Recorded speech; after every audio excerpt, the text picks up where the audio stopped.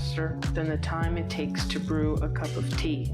Hi, Tea Mystique reminds you that no experience is too big or too small to teach us something about ourselves. Join us for a cup of tea as we steep into adulting, womanhood, independence, and more.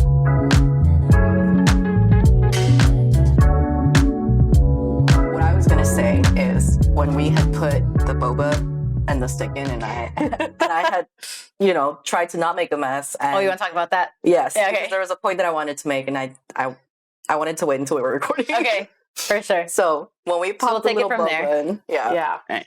So when we popped it in and I got this thing all over myself, yesterday after the gym, I went to Strange Beasts with some of my friends and The brewery? yes, Mhm. with the amazing pizza. And I ordered, of course, I was like, I need protein. So I ordered their Hogzilla that has like a whole bunch of meats on the pizza with the hot honey.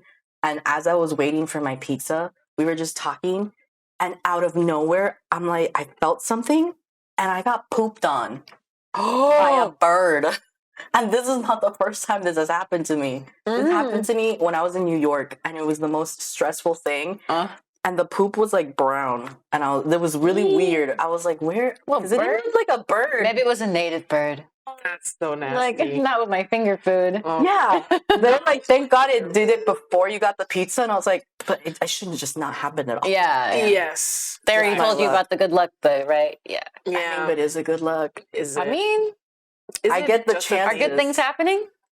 I don't know. We're here today. They're coming. This is only the day after. Oh, that's true. That's This true. was yesterday. Oh, this is a good day. Yeah, I got. But yeah, that that's sucks. I'm sorry. But that was the first thought I thought. I was like, really? Here we go again. No. I was like, at least this is boba. Yeah, what happens when you spill boba on you? Maybe there's some spiritual meaning there, too. Yes. Maybe. Maybe. We'll find out from Tess. Maybe. Oh. Oh, yeah. Because she knows all about boba. She does. Do I? I just love it so much. Yeah. I mean, but You were the one who highlighted how beneficial. Well, I don't want to steal your thunder. Yeah. It feels so unnatural to transfer into talking about tapioca. But anyway, Smooth transition. here we are. Hi, Tea Mystique, with the tea that everybody loves, the bubble kind, Boba. Bubbly. also known as boba. Boba tea, named boba. I think honestly because everything at the bottom looks like bubbles. And those are actually tapioca pearls.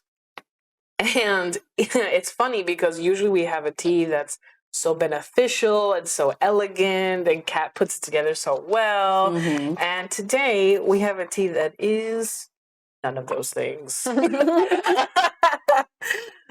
But extremely enjoyable, right? And that's a great theme as to what we're going to be talking about today, right? And just to give a little bit of a definition for everybody, maybe you know already, tapioca pearls in bubble tea. It's made from the plant cassava. It's a starch. And it's actually really just known for being a coagulant, right? It makes things thicker. And before, or really not before, I'm sure they're still making cassava wraps out there. That's also tapioca. Yeah, I've seen them. So they're, thicker, right? They're a carbohydrate. The benefit of them, they don't have any fat, no sodium, no protein either, but they are full of carbohydrates, and carbohydrates is energy. So that's definitely what we're going to be bringing to today's episode. Energy. Energy, yeah. Energy in things that we probably didn't think should have them, right? Like a sugary drink that's cute. But it gives me does. all the energy. But it gives me all the Look at the energy. face. Yeah. I know, How it's does it so make cute. It's smiling right at you. Where is this boba from? This boba's That's a good spot. from Lanpan Asian Cafe.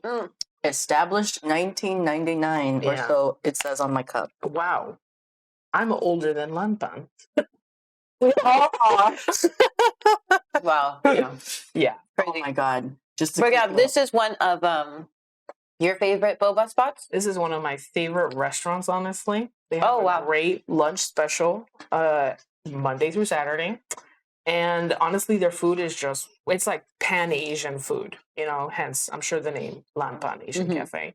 But they have amazing curry, sushi, katsu, poke bowls. It's great. Yeah. Yeah. So, if anyone has any other boba spots that you guys want to drop in and let us know about, we're happy to try them out. But this one was picked because it's one of Tessa's favorites. Oh, yeah. We would love to have boba tea again. Yes. And it was conveniently close by. Yeah. Oh, that helped. That helped. Yeah. Yeah. And today's topic, grand reveal, magic in the mundane. Woo! Finding magic in the mundane, which is today's task and point of conversation. Which energy is a really big part of that. Energy and paying attention to ourselves. Mm-hmm. We're going to do a lot of that today. And just so we kind of acknowledge to our audience, we know that this is extremely paradoxical. Magic, fascinating, unique, supernatural, and mundane. The unfascinating, the reoccurring, the very usual. How do they come together? What's the point of having them in one place? And how do we appreciate them individually?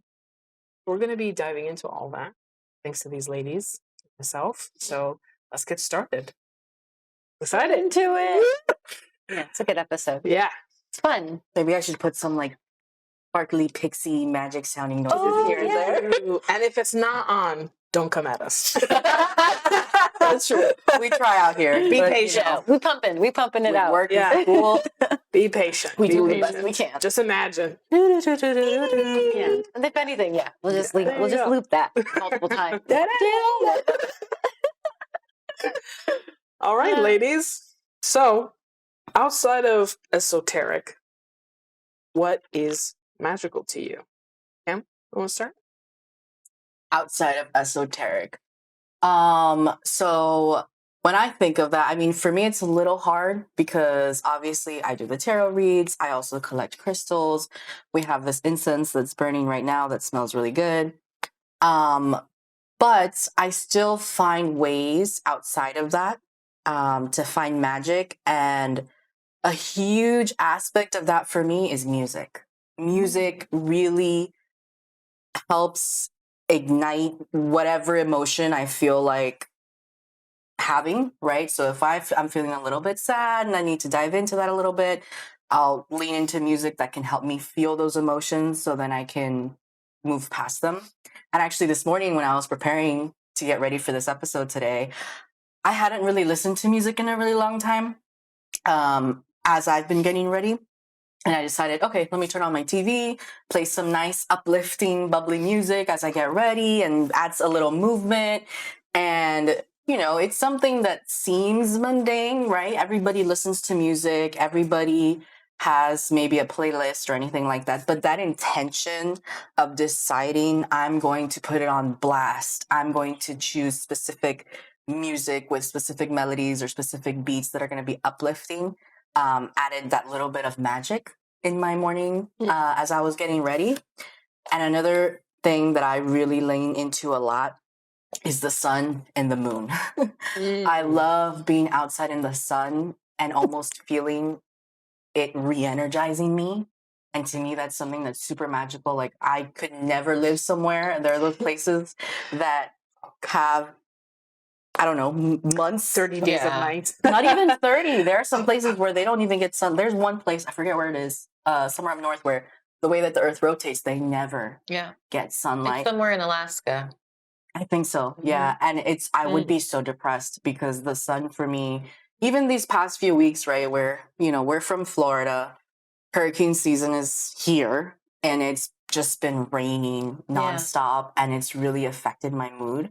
And today was just so beautiful. The sun was out and having that with the music just really added that extra little sparkle to my morning to get me excited, to add a little something special, add a little spice to my everyday life, And I find that just pausing and finding ways to make something special for myself the same way that I would do it for somebody else, right? And even when I say that, the first thing that comes to mind is tea ceremony. And what I mean by that is that in Japanese tea ceremony, every single ceremony is different. No two ceremonies are alike, right? And everything is carefully picked out. There's usually calligraphy on the wall with some sort of poem or words. the flower arrangements, the food that's going to be prepared, the dessert that's going to go with the tea. It's all carefully curated for the guest and for the guest of that day or the time that you're going to have it. And so that same concept of, okay, I'm going to have coffee, but I have coffee all the time, or maybe I go out and buy the coffee.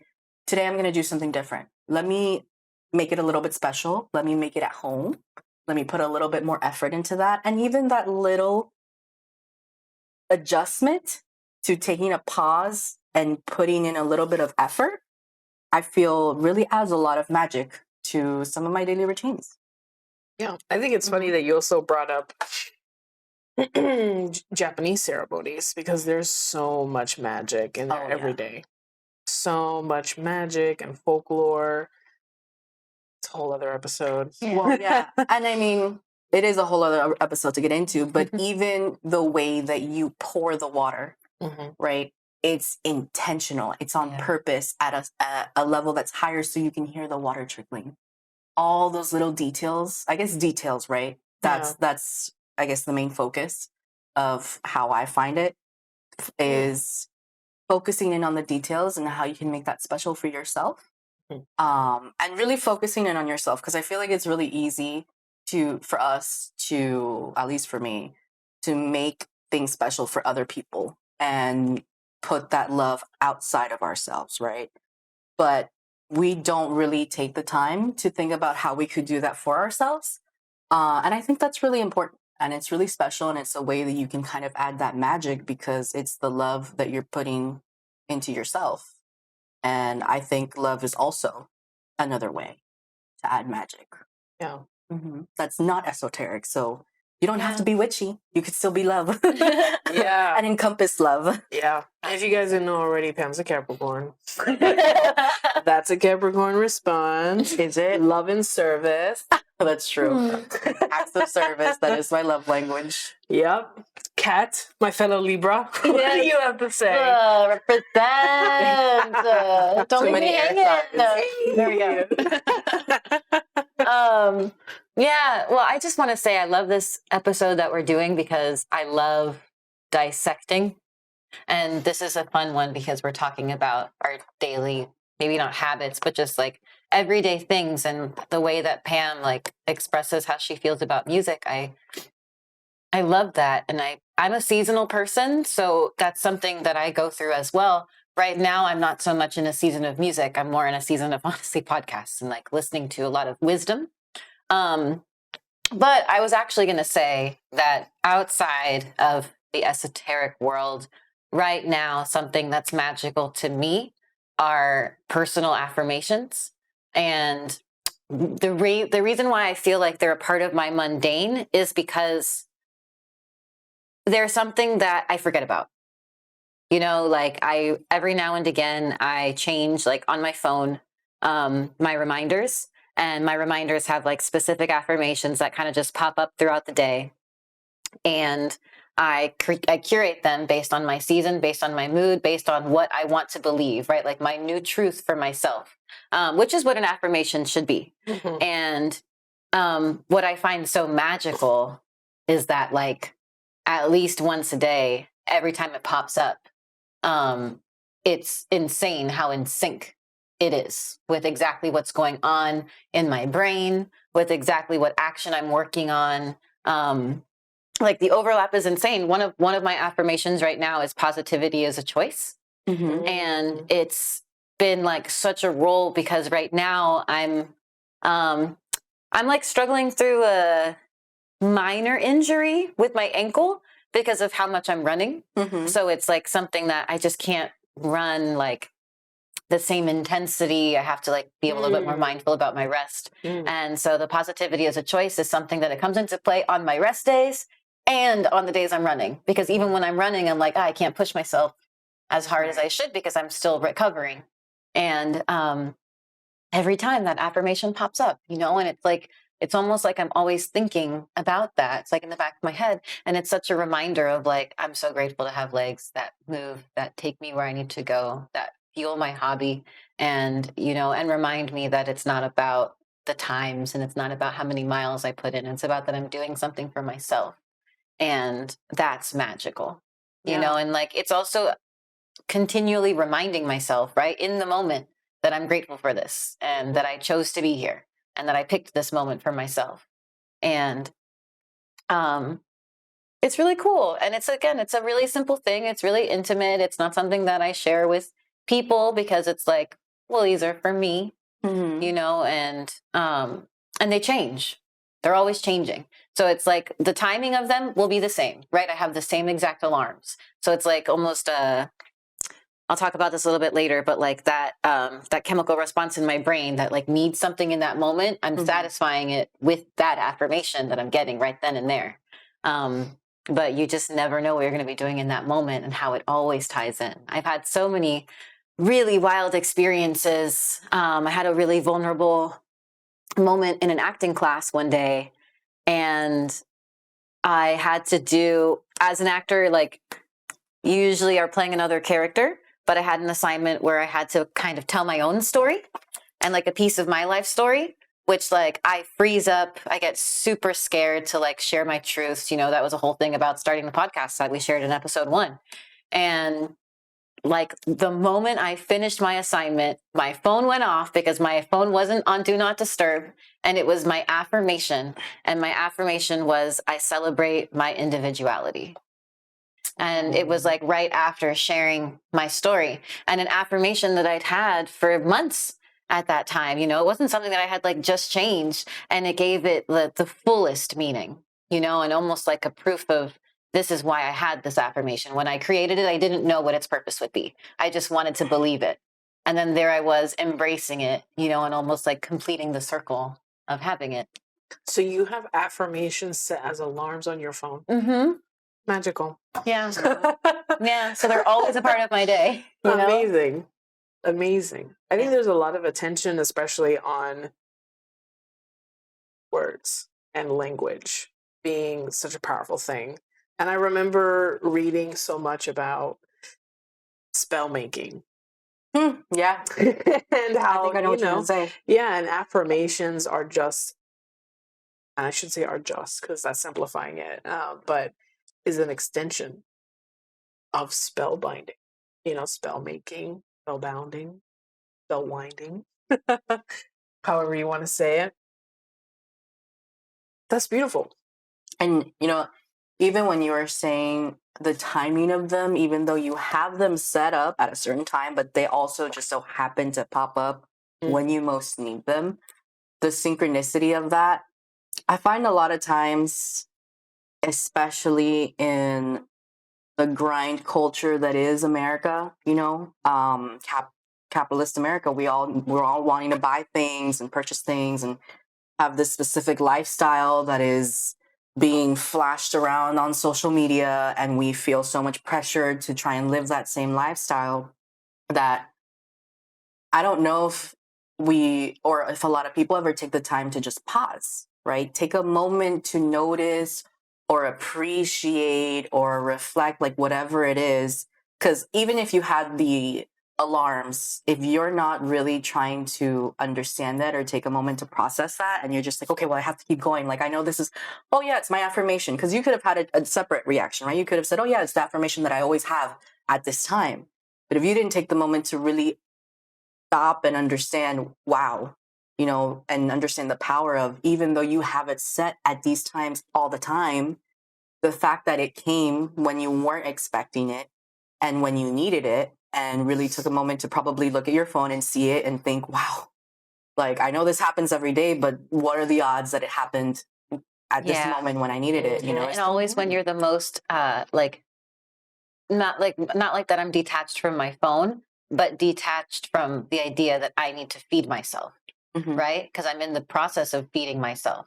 So I'm not thinking about what I need. And then here I am reminding myself that I just did exactly what I said that I needed when I created it. Yeah. And you did it. Yeah, and I did it. Yeah, I know. I also wanted to say, like, it's a manifestation as well. I think that's the part that's magical, is when affirmations become manifestations and you are living out the truth that you wanted to create for yourself. Yeah. Yeah. Yes. Yeah. There's a special vulnerability that comes, I think, with affirmations. Because there's one thing to like think about them, and there's another thing to want to say them out loud.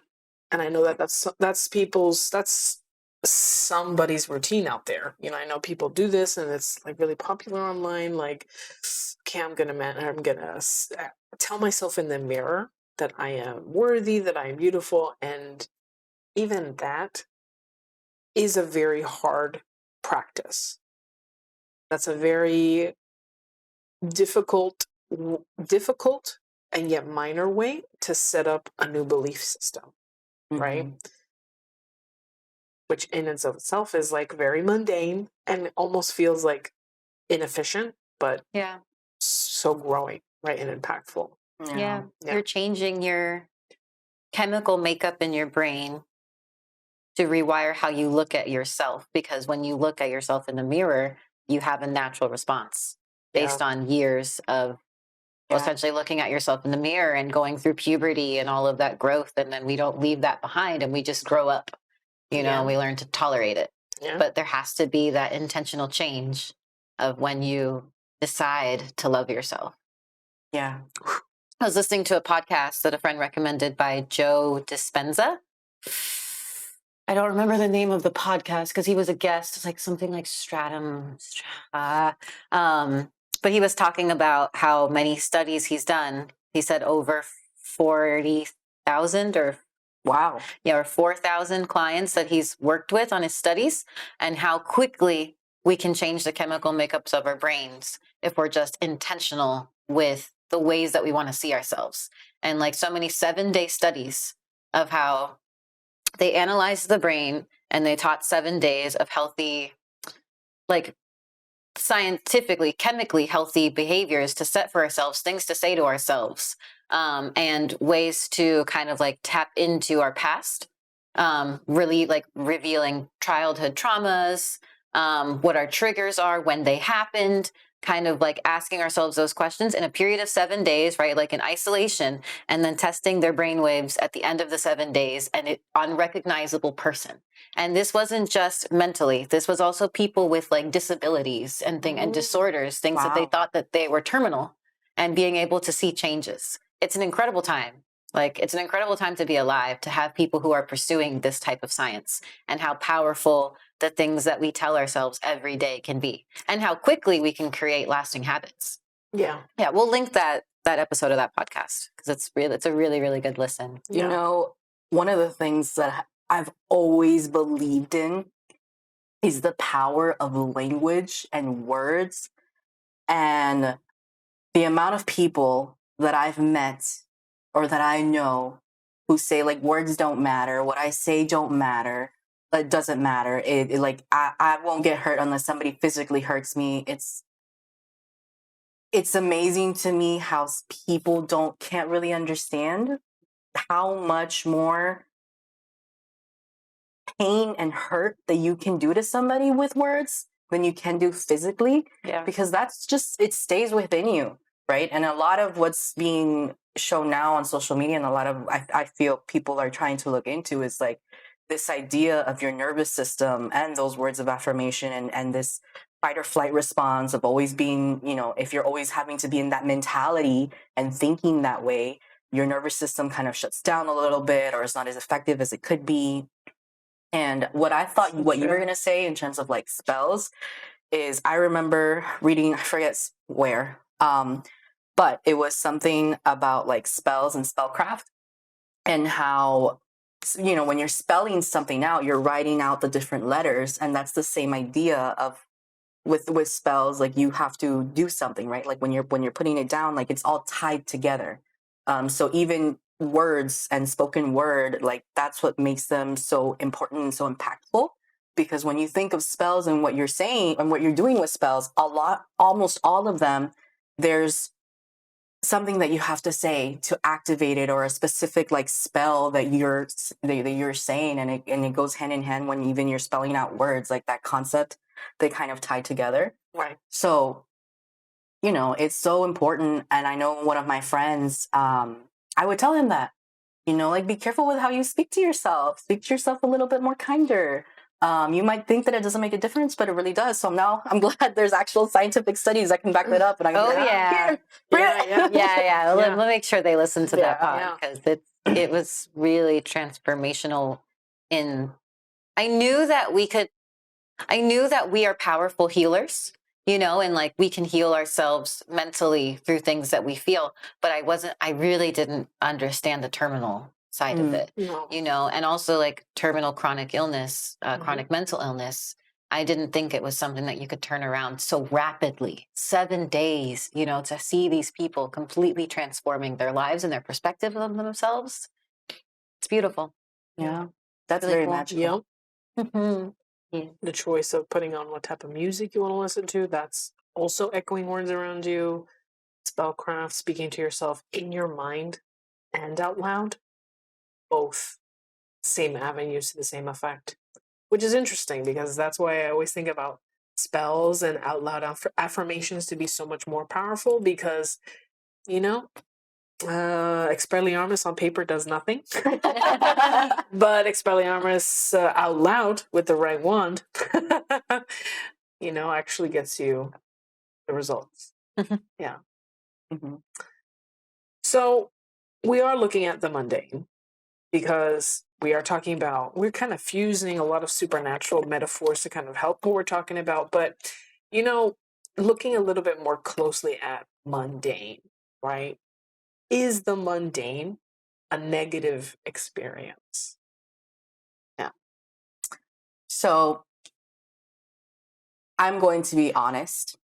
I think with anything in life, right, it can be helpful. I don't think it's completely negative. And I know that mundane, a lot of people are like, oh, but it's so boring, or like people will easily get stuck in a rut. Definitely has that association, right? Right. But I remember when I came back from Japan, I had moved abroad to Japan, experienced culture shock over there. And then after 2 years, I moved back to Miami and I experienced reverse culture shock. And to be quite frank, the initial culture shock that I had in Japan wasn't really big. I know there are unfortunate scenarios of people who it hits them really hard, but I kind of understood the culture and the expectations of what it meant to live there. But what I did not expect was how alien I would feel in my own home coming back to America. Because now it's like, besides the fact that it felt like I was living two alternate lives, it almost felt like I was a spy or something, or in parallel universes. But in coming back and feeling like an alien in my own home, and not even, I didn't even feel comfortable in my close group of friends that I still spoke to on a daily basis over there. But because I didn't see them, wasn't a part of the hangouts, I still felt like a stranger. And the mundane, used with the perspective lens of a routine, is what really helped me to kind of find myself again in Miami and understand my place in Miami and like figure that out. And funnily enough, I started bullet journaling when I was in Japan, and I would always have a word for my year. I think I've mentioned this in another episode. You have, yes. Okay. So, and when I came back from Japan, I had thought about different words to use and different things, and obviously thought about growth, because here I am, full-time position in Japan, coming back to Miami, not having any job lined up. Yeah. So, I've had all those other words in mind, but when I really thought about it, I was like, no, routine. Routine's going to be my word for this year coming back. And I really leaned into the mundane and those daily things, and really trying to set a routine for myself and looking forward to setting those mundane things, right? Because it helped me feel a little bit more human in a space where I felt like an alien. And it helped me just go back to a normal rhythm. But I will say that it's a balance, right? Because if you lean too much in the mundane and you don't try to check in with yourself to see what about your mundane, air quoting, that you don't like, then that's where it can start leaning towards the negative. right? Where it starts becoming a little bit dangerous. People will start getting stuck in a rut or will get, depressed or anything like that. So I think it has its benefits. Like with anything, you can't have too much of it. Even water, right? Water is so essential. We're made up of water. But if you have too much of it and you don't release it, Episode by Cat. yeah. If you have too much of it, then it can become a problem. I remember when I forgot when it was, maybe like when we were in high school, 2010s era, where this guy was doing a challenge of drinking like a whole bunch of water and then not using the bathroom, and he ended up like having to go to the hospital. I don't remember if he actually died from it. But too much of anything, yeah, too much of anything is bad, right? So you have to find the balance in it. Yeah. But I do find that it does have a certain power to it depending on how you use it and how you decide to use it and your perspective on it. So for me, it really helped when I was trying to find, I guess, my footing. Yeah. When I came back. Right. So, yeah. Assimilate. Reassimilate. Reassimilating, yeah. Yeah. I mean, you have to start somewhere, Mm-hmm. Absolutely. and building blocks. Mm-hmm. I think that's so interesting that was your actual theme for the year, because it makes me wonder, did that really, like that year, it must have really shifted your perspective on routine. And what if that wasn't your goal for the year? Like, how would you look at it today? What do you mean? Like if you hadn't set that as your goal, right? If you had chosen literally anything else, right? What if you had prioritized career, right, as opposed to your routine? How would it affect the way that you see your daily routine, or how you saw your daily routine in that year? Right. Yeah. It would probably, I would probably start, what's the word? Being harsh on myself, because if my focus is career and I'm not growing, but I can't grow because I haven't even really established myself in this new space, because that's what it was. Yeah. I'm coming back and it's supposed to be the same, but it wasn't. My room was used as a storage room when I was over there in Japan. I don't blame my family. It's understandable. Right. But then it's like just stuff that I reality. had to go through now. Now it's not just me bringing my stuff back to my old room. Now I have to go through all of the stuff that they left in my room. Yeah. But I know that they're not going to go through because they don't have the time. Yeah. Now it's, okay, I don't know what I'm going to do. I thought Japan was my end goal. I thought that languages and being an interpreter was going to be my career. But now I'm back, and that's not really something that's a growing career or a really profitable career in Miami. People are not really looking for interpreters that I knew of, Everybody speaks two languages. Right. And if I needed to, then I would have to do, higher levels of Japanese, get those certifications, see who would even be available. The only other options I could see with my degree was what is that called? Getting into, it's like the politics of it. I forget. Yeah, like becoming an ambassador. Yes, thank you. Like ambassador work, right? Which I think I would have liked, but the journey to get there was going to be nearly impossible. And then me trying to focus on that without really having established a routine for myself in this new space, in this new environment, I would have been setting myself up for failure. So yeah, you're right. That's way too shifty for a Capricorn. Here we go again. Earth, am I lying? No. Earth signs, stability, Yeah. routine, service. Grounding. Yeah, grounding. That's what I needed. Yeah. And ambassador work, you're traveling, your home is Spain for 2 months, and then after that, Well, it's my Sag Turkey. rising was really up for that. Yeah. But the core of me was like, hold up. Yeah, We come on need now. to really Where's get in your check. son? Where's your son? Yeah, what you were just mentioning, very important for you. So Yeah. there's a reason. Yeah. And I think just to add to, what Pam has been kind of defining for us, there is definitely a very positive realm of the mundane that, Pam has been highlighting. There's this practice, right, with actually stress disorders, where if you're having an episode, you have two options, right? You You do deep breathing, you raise your hands over your head, you take deep like belly breaths, right? And the other is you use your senses. You say, what are 3 things I can see? What are 3 things I can feel? 3 things I can taste or smell? And I mean, is that not an extension of the mundane, right? But it's actually grounding you and keeping you like restabilizing that episode, that very otherworldly experience that's just in your head. And the one thing that's bringing you down from that is the very plain things around you. So, yeah. Well, I think even in what is it? When you're like dreaming, what is it? When you're dreaming outside of your body, Lucid? when you're lucid dreaming, isn't one of the practices is to have a grounding item in your room or whatever that you can recognize, that is not super difficult. It's daily. It's not nothing special, but you just use it as an anchor. Yeah. There's also astral projecting. I don't know if you were thinking about that's that. what I was thinking as well. Yeah. I think for both. Yeah. Yeah. Yeah. Anything there? Yeah. Well, I think something that I'm excited to talk about is dopamine, because I think that for me, like the moments in my life where I feel like, and I guess I'm going to talk about how,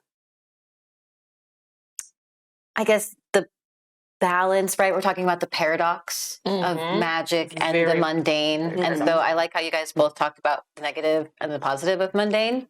And so I think that how they've like blended in for me, where I've made the jump, is I was recently watching this gentleman. His name is Stephen Scullion, and he's like an Olympic marathoner. I think he's like Irish or something. Love his accent. And I was watching a video of his on nutrition, and he was saying some really groundbreaking ideas to me about dopamine levels, because he was kind of breaking down about how the way that we view a lot of like food and our decisions with food is really because we're satisfying a dopamine hit, right? That like we've created this relationship with obviously all of the foods that we shouldn't be having too much of in our diet, right? Are the ones that give us the biggest dopamine hits. Yeah. Sugar, oils, fatty foods, high salt, like all of those foods. But we've like stepped away from the idea of what food serves as. And this is obviously like first world problems, right? Like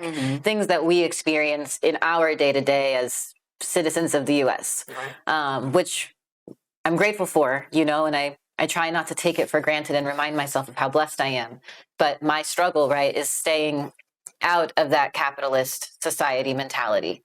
And so he was talking about how there are so many different ways for us to get those dopamine hits in life. Obviously exercise is a great way to get a dopamine hit. We know cold plunges are the new thing, right? Well, they're not new, but now with Wim Hof breathing methods and everything, cold plunges have been more normalized as like a mainstream form of fitness recovery. And so that's another amazing way to get a dopamine hit. But you can also get a dopamine hit by what Pam was saying, sitting outside in the sun, right? Or just doing the things that the same way that like a milkshake, I always use milkshakes, the same way that like, I love milkshakes. All right. So the same way that that's going to satisfy you, there's always a plethora of other things that are going to be beneficial to your wellness that are going to help you as well. And that's been a fun way for me to blend the two, because there are so many parts of my routine that I feel like I wasn't in love with. I was just doing them, especially when it came to my fitness, because I knew what I should do, but it's not what I wanted to do. And so it took more intentional research, as does anything in life, right? Some trial and error and some listening to the people who have done it well. And I feel like like being open to exploration with the things that you do every day, right? So even though I'm going to, like eat 3 meals a day, hopefully, how can I make them different, right? And then how can I make sure that my meals fuel what I'm doing that day? Not just because I need to be eating, but like, how is this going to help me for for my run? Or how is this going to help me for a double at work tomorrow? You know, because that'll make me feel better and more intentional when I'm preparing my food.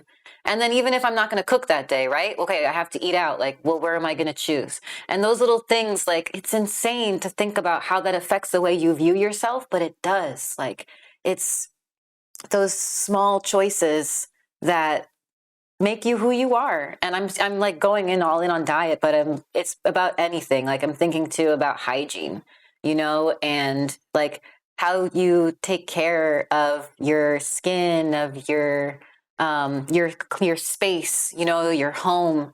What are the things that you do every day for your home? Because how much are you paying in rent? How much are you paying in your mortgage? If God bless you, own your home. You know, these are things that are so important, because when you're not on top of them, for myself, it will affect my work. It will affect my hobbies. It will affect how confident I am when I meet up with my friends, that now I'm 29 and I see my friends like once a month, once every other month, right? And then I go, and if I haven't been on top of the things that I do every day, I really do get that feeling of anxiety of like, God, I hope they don't ask me like a couple of certain questions, you know? And I didn't like that feeling.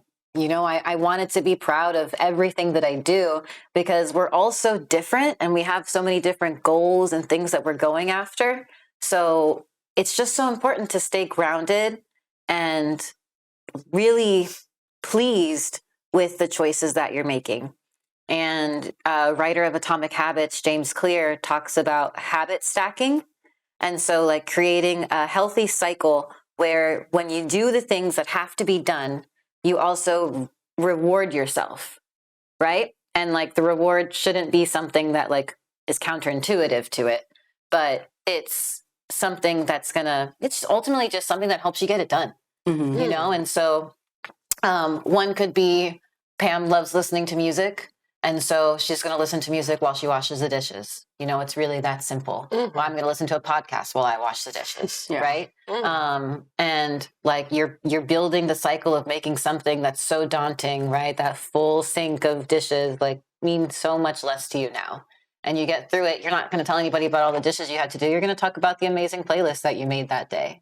And then suddenly a week, a month, a year goes by and the dishes are no longer a problem for you. They're barely even a habit, it seems. Yeah. And that's what I think is magical, that I can actually change. Yeah, I agree with that, because obviously coming from a Latina household, anytime you hear Latin music blasting and salsa music, you know it's time to clean the house. It's Saturday morning, baby. Whole mood. And maybe Fabuloso is out. Oh yeah, but it helps. And even like I hated washing dishes. I need to figure something out for laundry, and I try to just put Netflix on my phone and just have that distract me until I get used to it. But with doing the dishes, now I do them as I cook. And I just find it to be therapeutic. Like, I don't think about it as a daunting task anymore. I've kind of changed the way that I view that. And now when I do the dishes, as long as they're not stockpiled, like I need the space in the sink. Like, I figured out a way that I know how to do it and that I know how to like it, so that I can, do those daunting tasks that otherwise I would have hated to do, or like hold myself to get them done, or not even do them, and even worse, have them pile up and then it'd be even more of a daunting task. But what you were talking about in terms of how to change those habits, and like noticing that you don't necessarily like or align with some of the things that you had in your routine anymore, it reminded me of in our first episode maybe it was our second one, when you were talking about doing something for your future self and how you see yourself in the 3 tenses. That's totally something that I started doing. Oh, yeah? Since you mentioned it. And the first, like, as you were talking, the only thing that kept going in my mind is, yeah, that's what I do when I'm like, Pam, okay, I know you don't want to do laundry, but next week you're going to hate doing it even more, or then you're going to have to do it while you're working because it's going to land on a work day. So if you do it now, you don't have to do it later, or even anything else, right? If I know I'm going to go out or things are messy, it's like, do you really want to do it when you're like drunk or hungover, you're coming back, or do you want to do it now and then not have to deal with it later? And then I'm like, okay, Pam, we'll do it now. Future She's me will having this thank whole me. little, yeah. It's a conference room. The three selves. It's a teens meeting. It's so true, though. Yes. Yeah. It's a great practice. Yeah, it's very powerful. Yeah. The magical and the mundane is almost sounding, just from our conversation here, surviving the things that we like less and finding new ways to like them. Mm-hmm. Giving us opportunity, whether it's service, Capricorn, for ourselves, right? Or fulfillment, right? And enjoyment and dopamine, Libra. Yeah. I also wrote down here, but didn't really talk about planning versus spontaneity. Very Libra, balancing Libra. it out. Because within the mundane, I think that, what I touched on, right, was that I had to leave certain things from my routine behind because I realized I just hated doing them. One of them was honestly yoga. Like yoga was something that I told myself I really wanted to get into and like really become a regular practice for me. But because I made it something that I was like, I have to do this every day, I did not have a natural love for it. And I think that releasing myself from that need, right, and making it a necessity for my day made me enjoy yoga more, right? And enjoy that when I do get to practice it, right? Kind of like shake up my mundane a little bit. Still in the moment where I would be prioritizing my fitness, but shaking up, and making it different. And I can say I love yoga. Like nothing has changed, but it was something I had to do, right? To keep it from becoming something I no longer liked anymore, right? Just because of that. No. Right. Because of trying to create a discipline and then just completely dropping it. I was like, no, I'm not going to do that. Right. I've done that with too many things in the past. Yeah. And so I didn't want that to become another one on the list. No. Something else that I wanted to mention when you were talking about the anxiety of having, I mean, not that you phrased it as reporting to your friends, but that's what it kind of felt like a status update. Yeah. I just kept thinking about kids and children and how they really don't give a shit. And we'll be like, no, I didn't do anything all day. And they're okay, or they're like, it could be something where it's like, yeah, no, I decided to have this today. Why? I just wanted it. Just those simple things. I feel like as we get older, we just start overcomplicating things, and there's other aspects that pressure us, right? The pressure of society, the pressure of our parents, the pressure of our friends to have this certain expectation. This is kind of the reason why in one of the other episodes I had mentioned, if it's something that you really want to do, like don't tell anybody. You can maybe kind of give them an idea, but the details, you keep them to yourself. Because what you said about the yoga and then it just became something where it's like, oh my God, I have to do this. Then you kind of feel like you transform something that you love into a task, into something that you're no longer enjoying in the moment. And in those times, I find myself being like, you know what? But who cares? Who cares if I gave this to myself. Yeah. Anyway. Yeah. So if there's some days where you feel like, no, it was fine. I didn't do anything this week. Don't feel bad to tell those friends like, no, but I did enjoy my time with myself. You know? Yeah, I was actually having a conversation with a friend about that who feels quite a bit of anxiety about, in her definition, doing nothing. When I'm listening to her and I'm like, I think you're actually doing a lot. And she asked me like, what should I do? And I'm like, do nothing more. Do more of nothing. Because as the theme of the episode is today, magic in the mundane. Magic, and I think, mundane is quote unquote negative, but there's this level of vagueness and uncertainty that mundane holds. There's a lot of possibility. So, last question, right, for both of you guys, right? Because we started this together, now we're going to end it together. When, and what point, started that question 3 times, in what point has magic and mundane met in your life so perfectly? And how has that served you? Okay. Want to start us off? Yeah, like a specific instance? Or... Yeah. Okay, cool. So right now I'm in the process of going through the 75 soft challenge, which I'm gonna break it down for anyone who doesn't know what this is. So this is inspired off of the 75 hard challenge, which is a fitness challenge that is dedicated to building healthy habits, right? The 75 hard challenge is kind of designed as one of those change your life, right? Like change your life and your way of thinking in 75 days and see who you become. And the 75 soft challenge was created as an alternative way to do the same thing while using more of a middle ground, right, to building these habits. The 75 hard, in my opinion, you have to be in a certain place before you jump in. Otherwise, it's kind of one of those like set yourself up for failure, because what it asks of you is a little crazy. But the 75 soft challenge is a wellness challenge, and what you have to do is, again, this is what the challenge says, and I'll say what I did and doing. 45 minutes of fitness each day. Like not high intensity, but like moderate intensity fitness. Drink 3 liters of water each day, which is about 118 ounces of water. Clean eating, whatever your definition of a healthy diet looks like to you. There's no standard for this because there's no standard.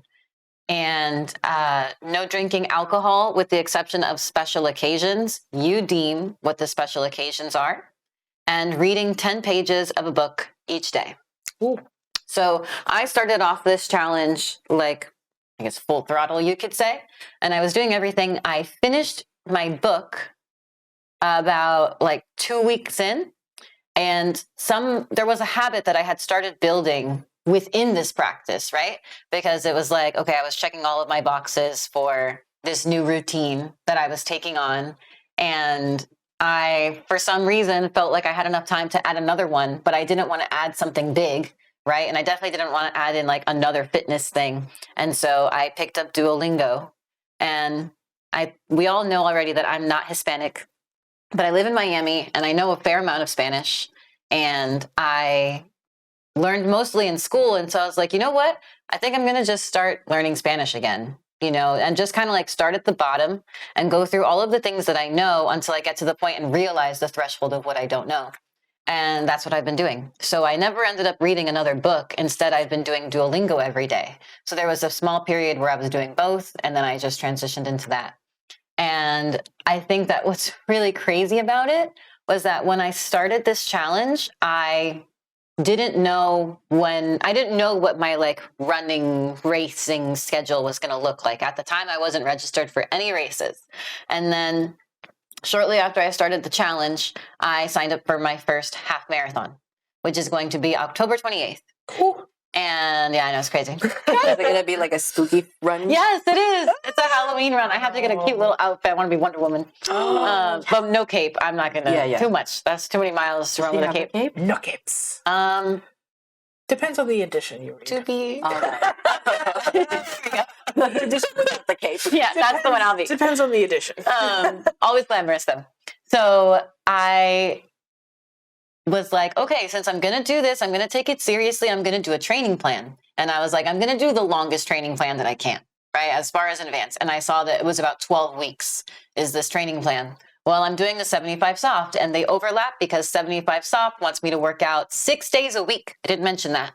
With 1 active rest day.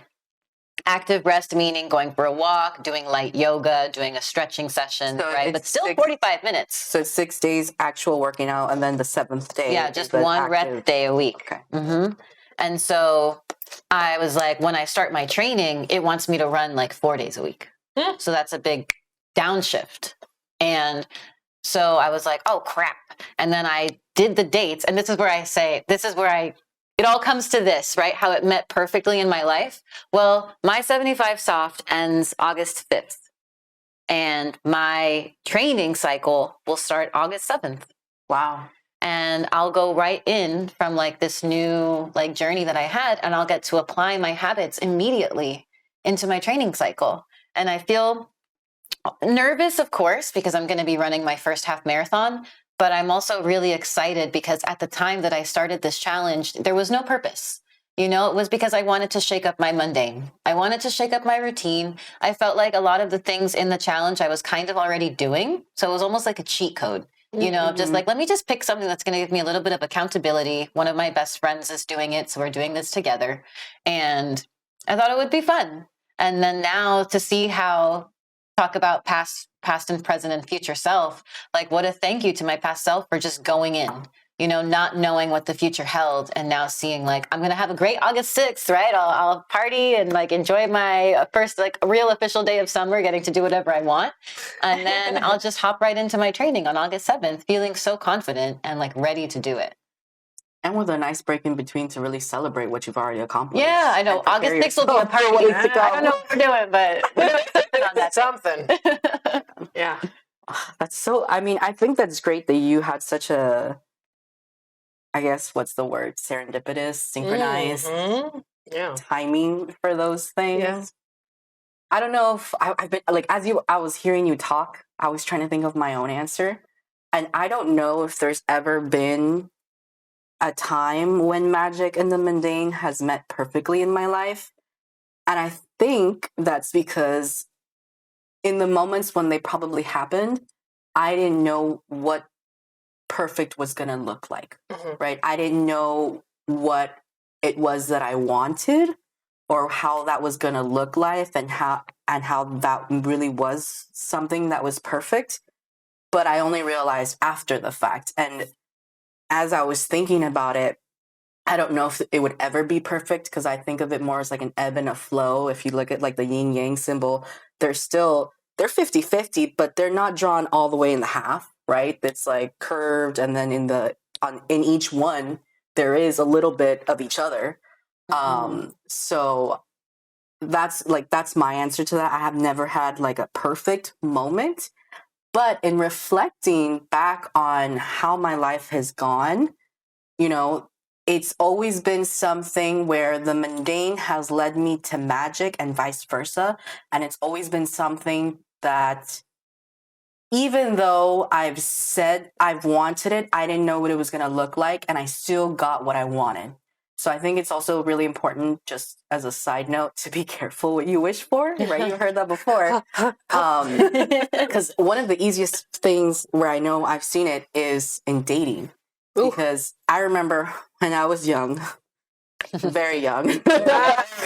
When I wanted, back in my day, when I was young, I didn't know any better. I thought all I wanted was a cute guy who liked to play games, and that was all that was important. I ended up getting that, but it's not really what I wanted or what I needed in a really good, healthy relationship. Yeah. When I went back and thought about it, I was like, I would like someone who appreciates Latin music more, like the old Latin music, because I really like that.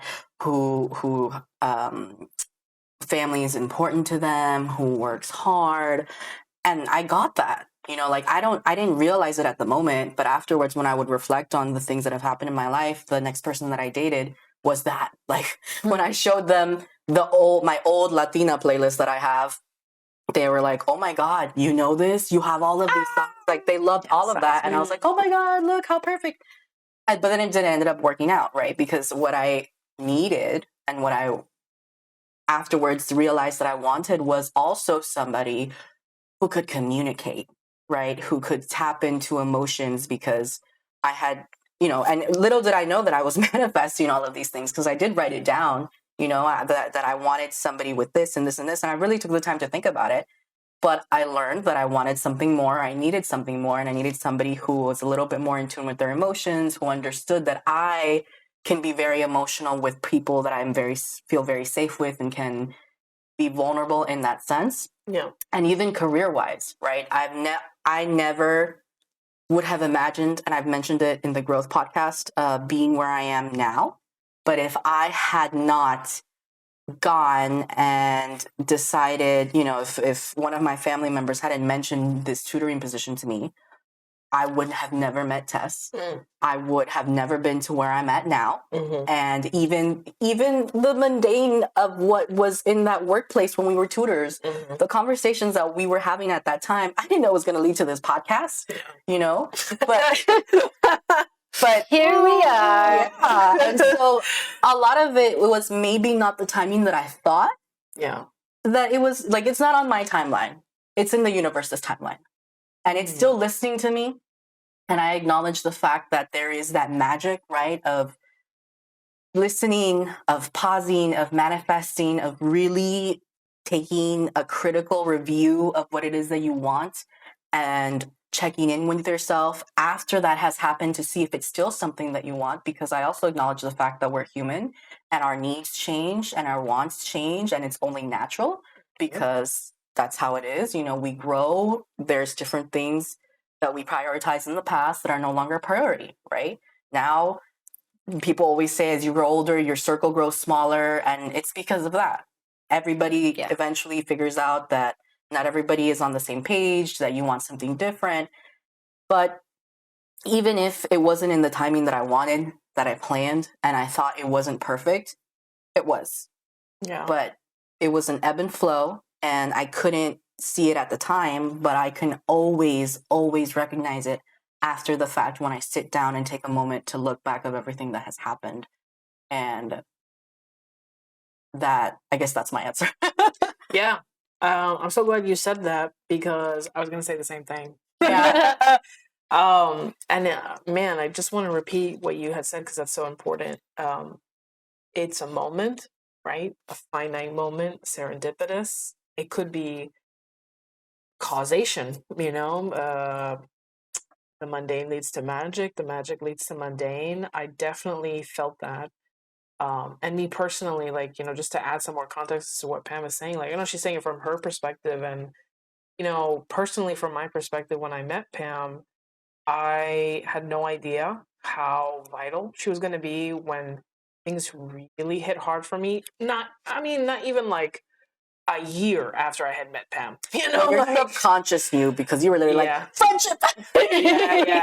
yeah. I really, yes. I mean, yeah. We joked about it in the beginning. But yeah, you know, and what Pam means is I was instantly like, you know, I gravitated towards her, but the depth of the friendship had come so much into play to major events that I had personally gone through, and even career-wise, right? Which was, I mean, I can seriously say that can dangerously be the most painful, mundane thing in our lives, going to work, right? Yeah. And even though like it had gotten to a point where in my position, like I was really unhappy, and, you know, Pam was right there with me and she was telling me like, you know, apply for that position, do it. And I was so unsure, I was so afraid, and she told me do it.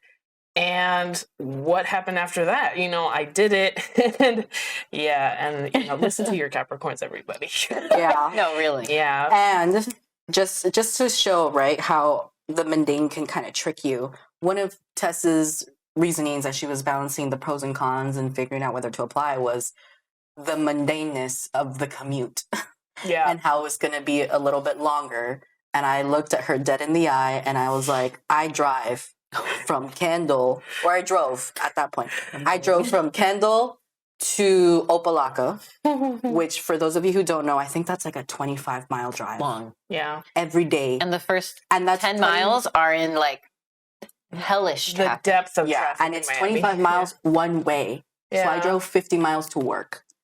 And I told Yeah. her, do not let that stop you. Yeah. You know, you know these people, you've worked with them before. Mhm. If that's your only reason, find something to make it better, to endure it, because it's not, at the end of the day, it's going to be so much worth all the growth you'll be open or available for you, or, you know, and look at you now. Yeah.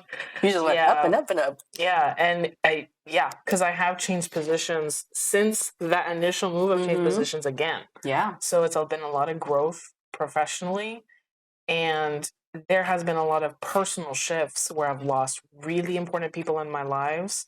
And just like Pam said, you know, I was going into a group of people that I already knew, and they became so much more important, where they literally filled a lot of the gaps of missing so many potential peoples in my lives.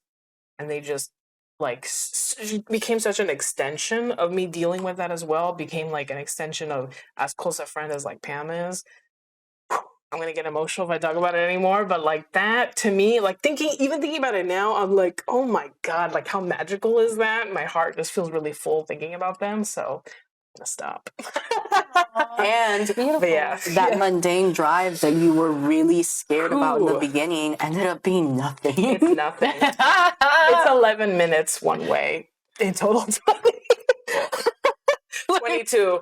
So I wish. Kat's so upset. She's like, I'll give you magic. I'm not upset. You sure? Okay, I'm gonna check myself. I might be a little peeved by that information. Yeah. But I'm happy for you. Yeah. That's awesome. Yeah. Great change. Yeah. So, ladies, I feel so happy about our mundaneness. Yeah. Can we say that now? I'm really Oh, happy yeah. about our mundaneness. I'm very affectionate towards it now. And I'm going to close it out, right? Where I think we've come to our conversation where now we are wanting some more direction and maybe some more inspiration for our mundaneness. So, Pam, as you do, go ahead and shuffle those cards. Time for tarot. Time for tarot. So, funnily enough, as I was, playing my music, getting ready, trying to add a little magic in my morning, I opened what I call my witchy drawer. It has all my tarot decks. It has some candles in there, all of my incense. I was trying to figure out what deck to use, and the one that immediately jumped out at me was this deck. It's an anime tarot deck. And the box looks very magical, girl. So I was like, I have to do this one. And it's also a really Magical special deck. girl. like our cups. Magical Girl cups. Exactly Magical like Girl the cards. cups. Yeah. And this deck is special because it was actually gifted to me by my boss and her daughters. Apparently, they saw it at Barnes and Noble, and they all had the same thought, but her girls vocalized it of, oh, this is so Pam. You have to get it for her. And they bought it for me. So special thank you to them. So I know that we've talked a lot about the mundane and how to make it magical, but there's always something extra that we can get from the cards. And one of the things also that I really like about this deck is the major arcana. The imagery is so beautiful and it's very magical. And as I was showing Caitlin, there was a lot of wands and stars, and so that's why I think I leaned into this one so much. Okay, it feels like the cards just have a whole Came right at me, plethora too. of things to say. So I'm just gonna take these. There's 4 cards. Okay. All right, I'm scared for this one. We need to shake up our Monday. Yeah. Well, no, we'll see what they say. Okay, so the bottom of the deck is the High Priestess, so that's good. Okay. So let's see what these cards have to say. Okay. Oh my goodness. So many swords. You know what that is? That's a lot of air energy. I know. Libra in the house. Mm-hmm. Our hostess with the mostest. And so this read will probably take a little bit. But as I mentioned in my last episode, right, lean into your tools. So the first card is the 7 of Cups that's upside down. The second card is the 8 of Swords upside down. The third card is the 7 of Swords upside down. And then the last card is the 6 of Swords upside down, which I think it's funny. We have 8, 7, 6 in descending order. So for the 7 of Cups, some of the reversed attributes is delusion, being overwhelmed, over-idealizing, lack of perspective. And so this is what the book says. If the 7 of Cups appears, it may indicate that you're at a crossroads. You're so inspired and excited by many of the avenues in front of you that you're having a hard time choosing which one to take. Or maybe you're so inspired that you can't decide which creative instinct to follow. Whatever the case, you're too worked up to figure out which path you should take. Choices are great, but don't get so distracted by or caught up in them that you don't move forward. Sit with yourself and listen to what you truly need. Let intuition guide you. You've got this. When reversed, the Seven of Cups warns against being so taken with these many choices that you're overwhelmed with options and your mind runs away with potential outcomes. Be sure to remain grounded and take some deep breaths. Work on making up your mind based on realistic consideration of what could be ahead. That's on a Libra card. I don't know what it is. It's crazy. Yeah. And I'm going to go ahead. Girl. Yeah, make those choices. I'm going to go ahead and read the descriptions for all of these, and then I'll give you all my interpretation of them. So the Eight of Swords, reversed attributes, is release, optimism, forward movement. The Eight of Swords indicates that you may feel trapped or frozen. Whether you feel afraid, unsupported, or overwhelmed by your circumstances, you're not moving forward anytime soon. You may feel cornered or guarded, which can be totally understandable given your current context. But be warned, staying stagnant and putting up impenetrable walls closes you off to new opportunities and prevents you from channeling creativity. It may feel impossible to trust again, but know that you need to make a leap of faith to invite love and goodness back to your life. The Eight of Swords reversed indicates that you may be finally ready to release yourself from your self-imposed restraints. Say goodbye to all those negative thought patterns and overwhelming anxieties because you're finally in a place to open up and lower those walls. So the Seven of Swords, the reverse attributes is denial, secrets, discovery, and truths. The Seven of Swords signals that some sneaky, shady business is going down. You may feel robbed or betrayed, and if that's the case, this card encourages you to look at those around you and investigate their motives. Who knows? The hand that stabs the blade into your back could be theirs. Alternatively, this card can warn you to analyze the methods you're choosing to achieve what you want. Are you the one who's being duplicitous and evasive? Are your intentions pure? When reversed, the Seven of Swords can indicate that you're trying to fool yourself and are in denial about your situation, or that the harsh truth is finally being revealed. If it's the first, you'd better be frank and get real with yourself, because lying to yourself and keeping secrets only makes the situation worse. Face the music and deal with the reality, no matter how difficult it may seem. If the truth is coming to light, then what was taken from you might be coming back. Or you might finally get a chance at reconciliation over a past deception. Approach this opportunity with forgiveness, patience, and gratitude. And finally, we have the Six of Swords.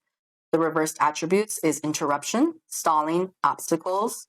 The Six of Swords signals that you're ready to move forward and leave the past behind. You're more than ready to bid farewell to the negativity, toxicity, and destructive habits and environments you previously indulged in. This new mindset will help you acquire a different perspective and steer you toward better situations. Trust in your high hopes because healing and progress are on the horizon. When reversed, the Six of Swords can mean that you are refusing to move on, or that your ability to move on has been stalled, delayed, or interrupted. If it's the former, remember to try to not let your emotions get the best of you. Letting go of the negativity of the past is the logical, healthy thing to do, so don't let your heart stop you from healing.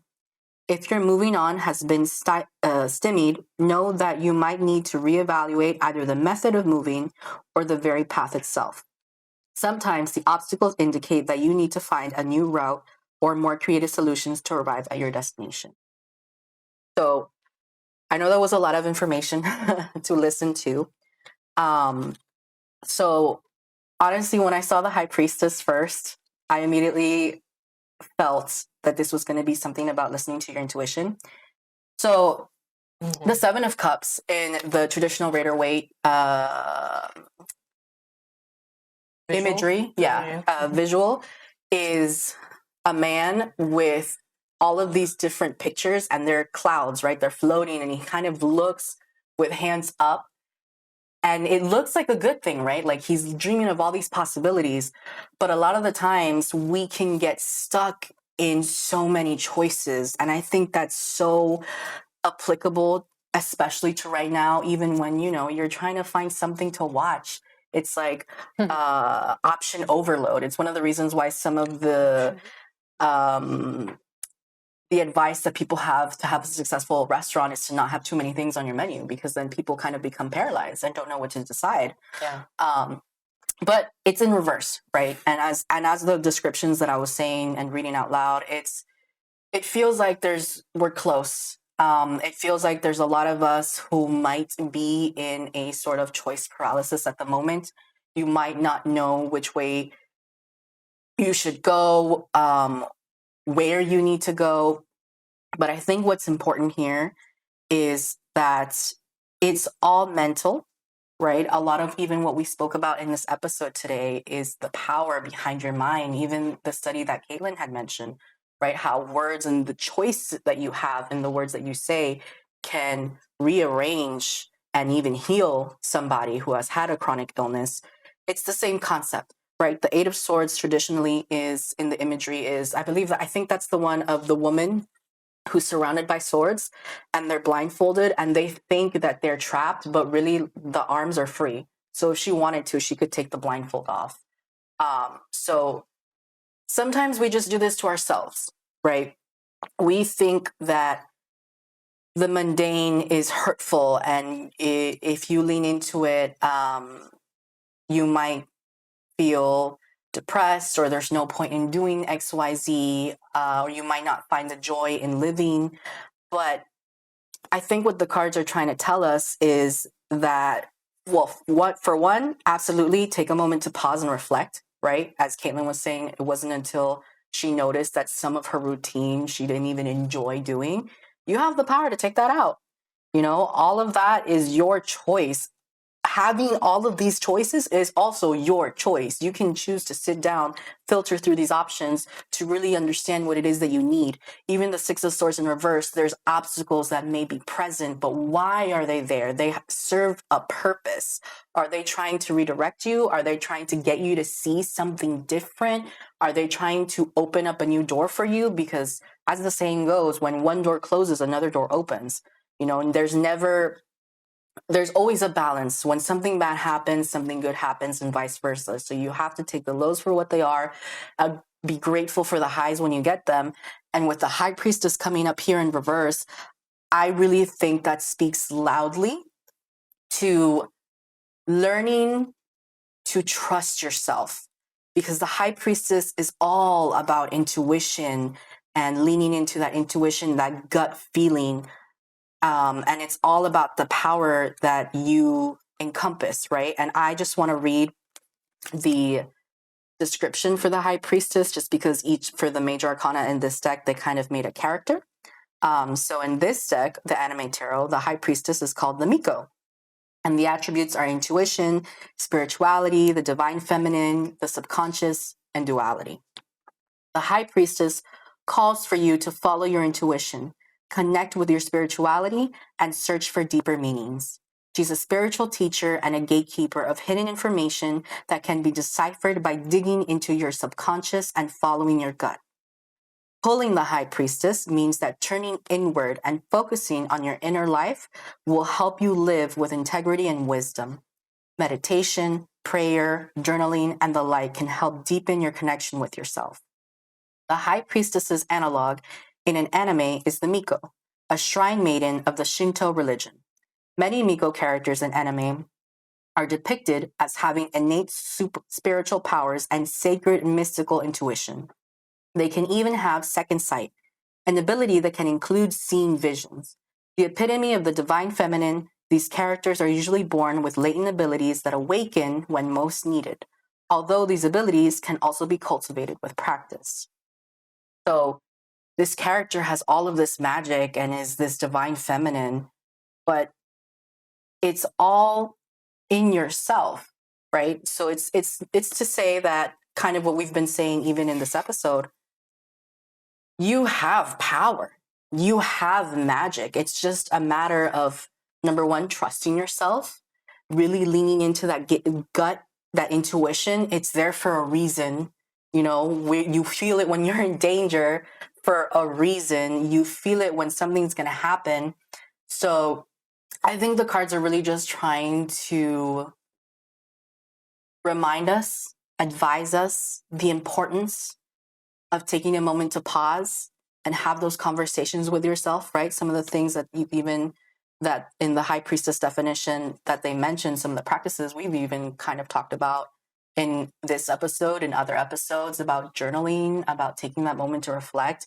and just really understanding the power that you have to transform your life, because at the end of the day, nobody can do it for you.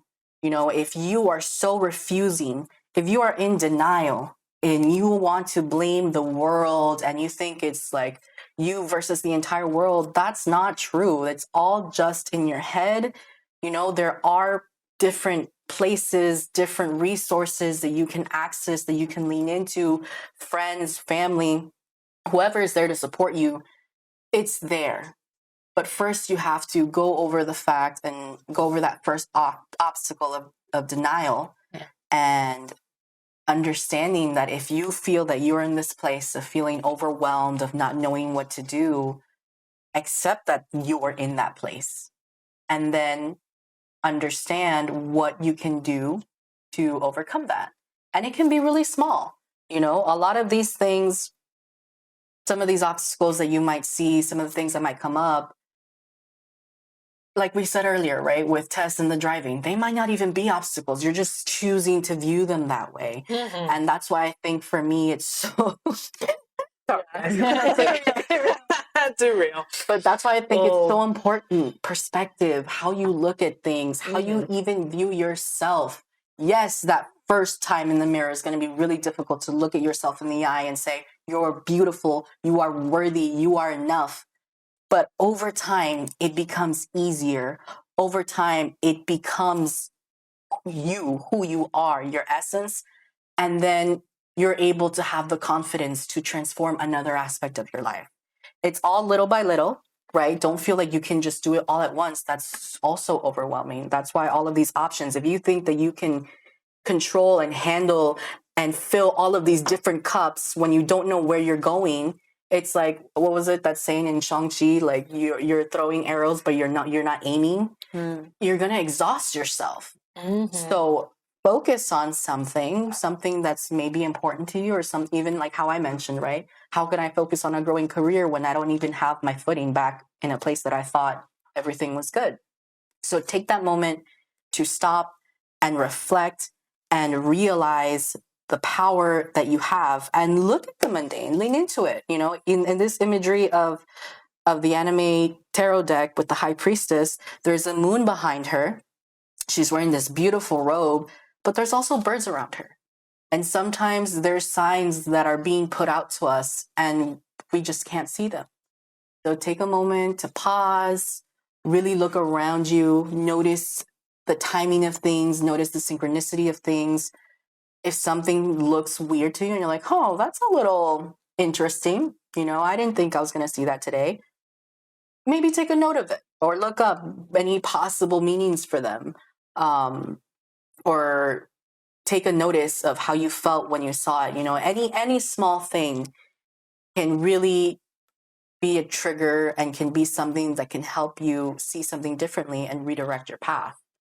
And another thing that I think is also important to say is there is no one set path, and the path is always changing.